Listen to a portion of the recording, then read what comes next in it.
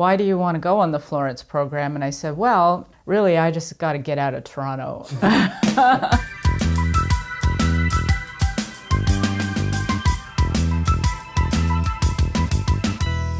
She must have been impressed by your answer.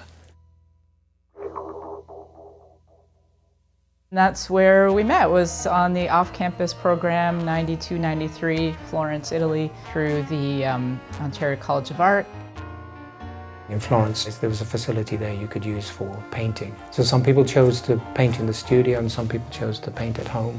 We'd walk by the Duomo every day on our way to and from the studio. We didn't have phones, we were students, we didn't have any money, you know, so the studio became the meeting place and where you would communicate with each other and, you know, make your plans like, oh, I'll meet you later for dinner, oh, okay, party at my house, or we're having critiques tomorrow. That was really the hub, was the studio.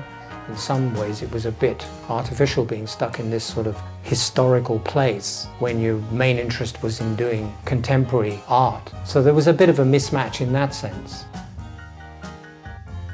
There were local bars that we went to that were very student-friendly. I remember the one called the Scorpion, the Scorpione. That was sort of a hub for all of us to go and meet and have a drink, and the beer was really cheap. And I remember that's how I met my longtime partner Scott, who I met in Italy. Me and my girlfriends were all at a table and we see this guy over at another table and he's got this giant beer, like it was the size of like a jug, and he's got his hands like this drinking this beer. And after that we hit it off and we were, you know, became a couple for 30 years.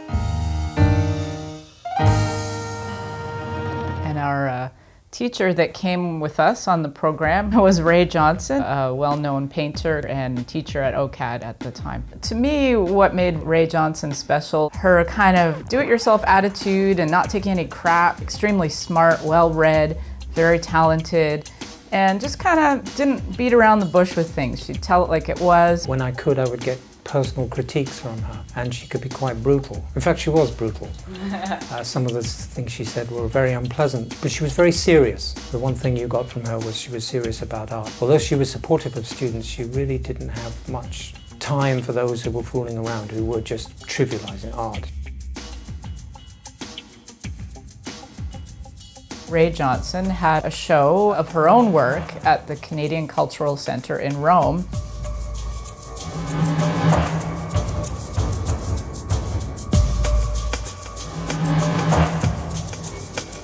She made some connections there with the people and was a real advocate for us to get a show there.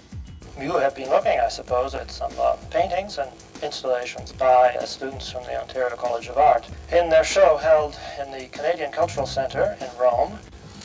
Hi, I'm Tanya, and this is my piece, The Rat, the Dog God, and Me.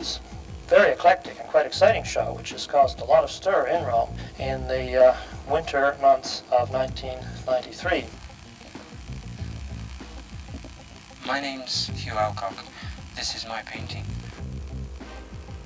Students have been studying in Florence for the last several months and have had the strong impact of Italian culture on their various sensibilities. My name's Mikael Sandblom.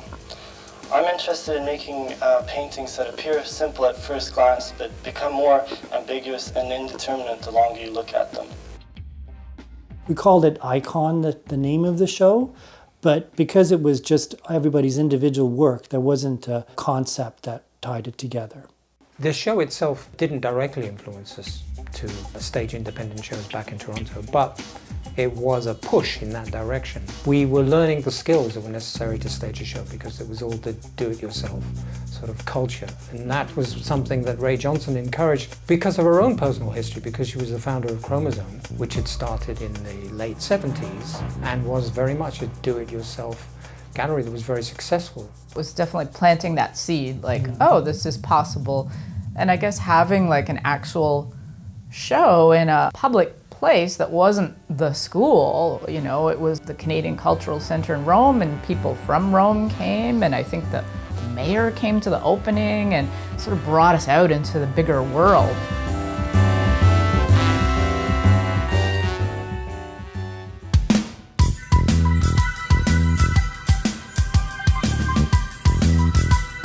When we got back, the sad event of us having to come back to Toronto from the warm weather of Florence, where you could have cappuccinos in November.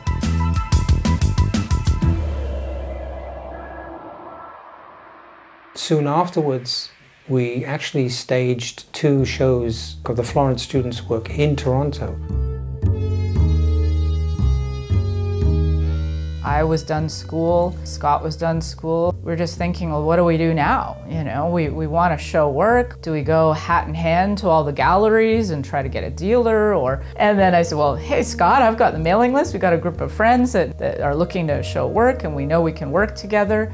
Let's just find a space and do it. And we came up with a name. We decided we'd be called Impure.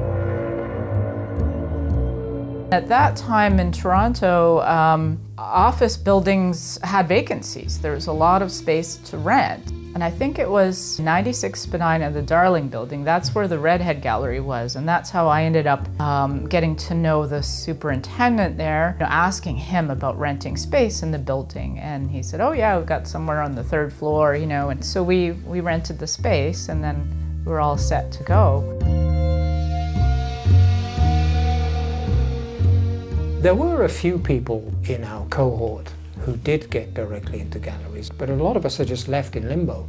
We just had to go about doing it ourselves and setting up our own shows. Unfortunately, it was affordable. There were other collectives around, definitely, that had been doing this longer than us and were older than us. This was not unique, what we were doing. There was a lot of people that were following similar strategies. And there's been a history, to say, the alternative galleries of this going on from the 70s, back from General Idea, back when they started a collective that turned into the bookstore. So there was definitely this history, and again, Rae Johnson and Chromazone, and we'd got to know Oliver Girling, who was also part of Chromazone as part of that, and Andy Fabo. Some of these people we got to know quickly after we left, and through the connections with Rae Johnson as well. And so we were aware of this historical background, this sort of DIY art culture had been going on for a long time in the city. So we were part of a new wave, if you like, at that time. The first show that Impure put together that we were all involved in was received quite well.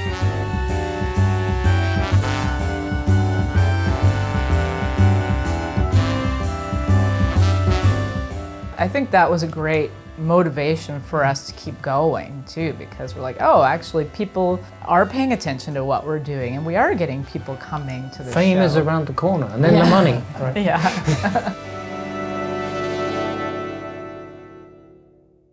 Fellow artist who wasn't on the Florence program, but I'd got to know the following year at Ontario College of Art, called George Pappas, very talented abstract painter.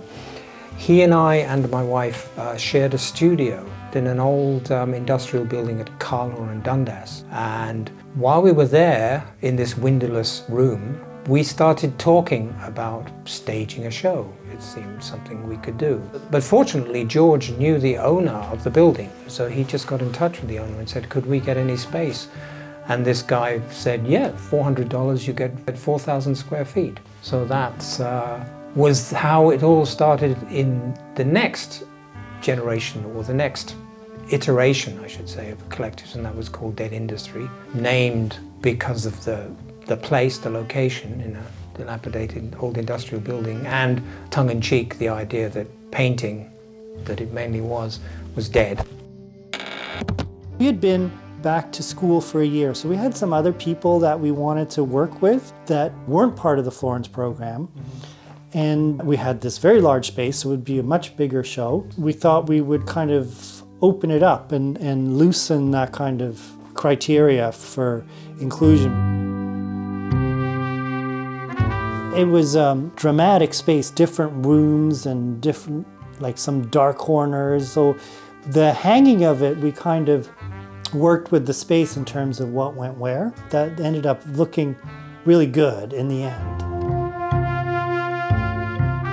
Upper Canada Brewery, if you had an art show, they would give you a keg and a pump, and by selling beers for $2, we covered all that rent and all of our expenses in one night. We did get some press.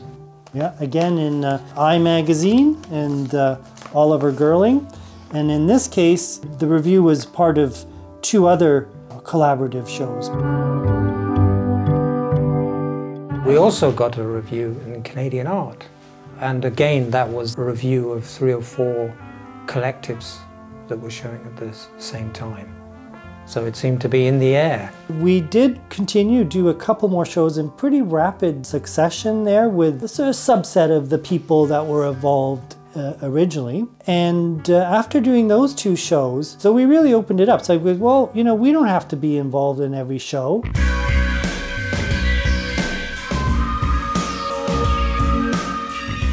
We have the skills, we have the process for doing the mailings, the calling and all of that. We thought we could just use this as a system that other people could leverage to do their shows. It became clear that one way that the name or the Dead Industry Collective could survive is that some of these people who had been involved started to take on some of the curatorial roles, and people were quite enthusiastic to do that. The fact that Dead Industry turned into this almost a franchise, it's almost as if we'd formed enough of a critical mass that the thing could take on its own life afterwards. It wasn't that difficult for it to happen. Impure was a little bit different from Dead Industry, and Dead Industry came out of Impure, and there was a lot of overlap of the artists showing in both shows. Our second show was in 1995, and it was Dead Industry Presents Impure. I'm not sure how you presented us or how that came about.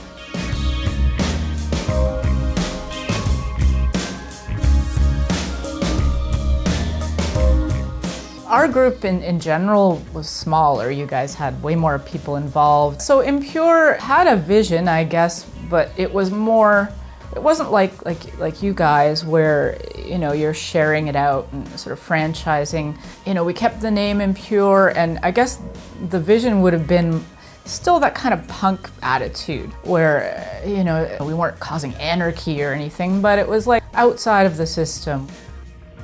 We had 5 shows, and we finished with the last show, which was called Karaoke, in 1998, where we invited many new artists to come and join us.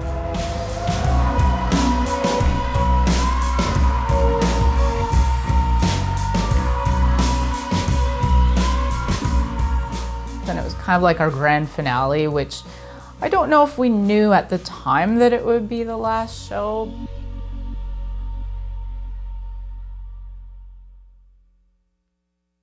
I think a lot of these collectives have a shelf life. They naturally expire.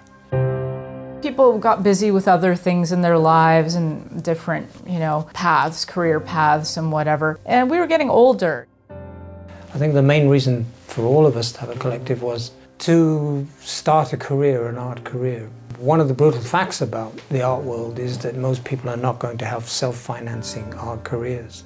So you can either turn the collective, as some of them have in the past, into a permanent or semi-permanent organization that, in a way, engineers its own career. Personally, I've started to become interested in what do young artists, young graduates do these days. One of the models I've noticed is something called the Plum Gallery, which is based at Dufferin and St. Clair. And this is 15 artist curators, some of them fairly established, who've got together and spend about $100 a month or whatever to finance the rent on a basement there and put on shows which are open on weekends.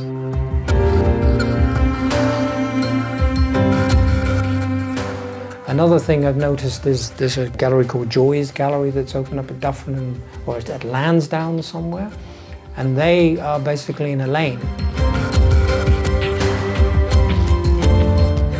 And they've turned a garage into a nice little space, and they do events and shows out there. So there is a way of getting around the rent. So there is this problem with rent, and there is other organizations that are more guerrilla in their approach, where they will stage outdoor shows, etc., in different parts. Where there's always going to be the ambition, there's always going to find a way of doing it, but people now, young people now are becoming quite inventive, and I'm sure there are other ways in which this can be done as well.